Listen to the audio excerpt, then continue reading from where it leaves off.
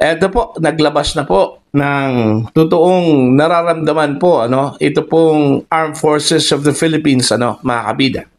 Okay? Sa gitna po ng panawagan po ng taong bayan, na makilahok na po ito pong mga kasundaluhan po natin.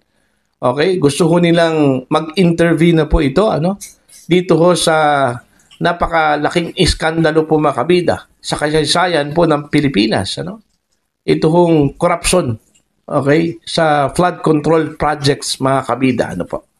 Okay?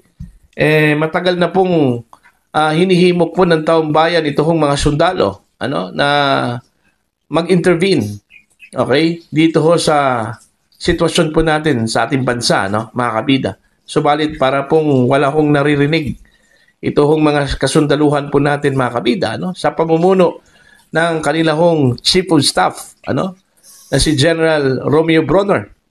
Pero kahapon po, naglabas na po ng official statement ito hong Armed Forces of the Philippines sa pamamagitan po ni General Bronner, mga kabida. Ang sabi po nila, nakisimpatsya, nakiisa po sila, mga kabida, nagagalit din sila, dito ho sa nangyaring malawakang korupsyon sa ating bansa, mga kabida. Pero subalit, nananatili pa rin silang loyal sa ating saligang batas. Eto, babasahin ko lang po ito pong article ng Ang Balita Ngayon, AFP Chief Bronner. Kasama kami ng bayan sa galit laban sa korupsyon. Ayan. Sa gitna ng mga kumakalat na spekulasyon ng kuplat laban sa administrasyon, malinaw ang mensahe ni Armed Forces of the Philippines Chief of Staff General Romeo Bronner Jr. Ang militar ay kaisa ng taong bayan sa pagkadismaya laban sa korupsyon. Ngunit mananatiling tapat sa konstitusyon. Ayun, yun man talaga yung linya po nila, mga kabida.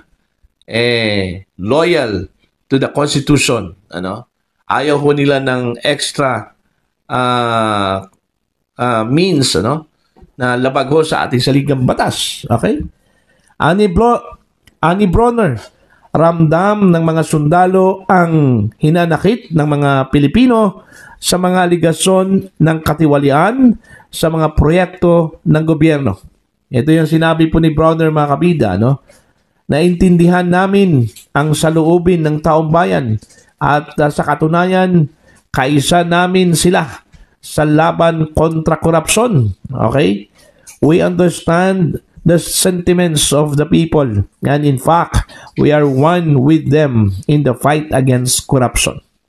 Dagdag pa niya, alam namin ang nangyari at tao rin kami. Nagagalit kami at galit kami sa mga nangyayari sa ating bansa.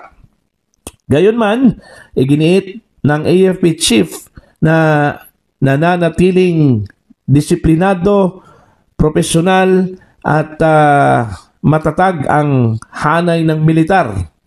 Sa huli, pinaalalahanan niya ang pamahalaan na ang galit ng bayan at ng militar ay totoo. The Armed Forces of the Philippines remain loyal to the Constitution, to the chain of command, and to the Filipino people. But we also know, and the government should know, that the anger is real. Ito lang hindi ko lang ito gets, mga kabida, at hindi ko po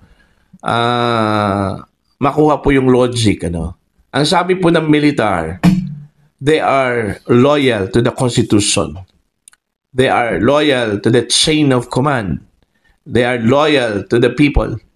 Ito pa lang, panawagan po ng taong bayan, hinaing po ng taong bayan na kumilos na po ang mga kasundaluhan. And yet, ang parati po nilang sinasabi po, mga kabida, we remain loyal to the Constitution and we remain loyal to the chain of command. Paano ho yung sinabi po nila they are loyal to the Filipino people? Diba? Ako, parang nasa gitna itong mga kasundaluhan po natin, ano, kung saan po sila kumilos. Kasi kung papanig ho sila sa kagustuhan po ng taong bayan, mga kabida, malalabag po nila, ano, yung kanilang code of honor, ano, ito hong kanilang sinumpaan tungkulin, ano, na loyal po sila sa ating saligang batas. Susundin po nila, ano, ang saligang batas, mga kabida, at maging ito hong chain of command. Pag sinasabi hong chain of command, okay, sinusunod po nila kung ano po yung utos, mga kabida, ano, ng nakakataas po sa kanila. Okay, mga kabida. Kagaya na lang po kung ano po yung utos ng Pangulo.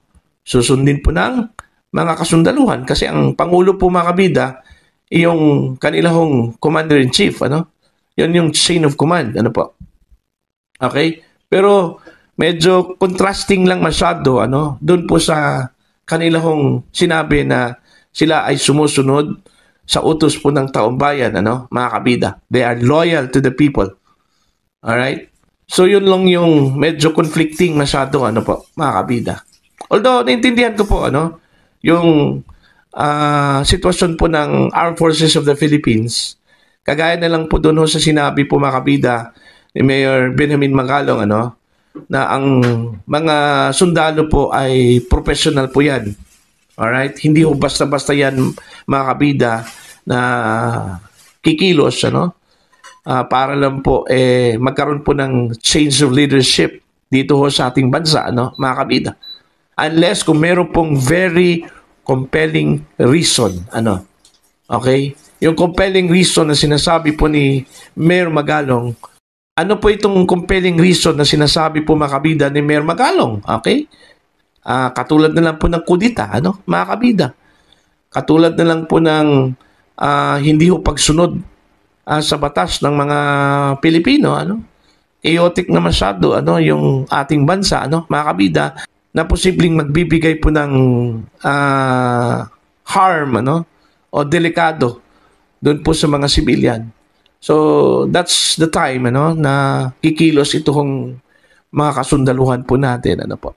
Pero dito ho, sa sitwasyon natin na nagpapahayag po ng kanilang saloobin, ano, using the freedom of expression, the right to speak, ano, mga kabida, hindi ho mangingialam po ang militar po dyan, ano.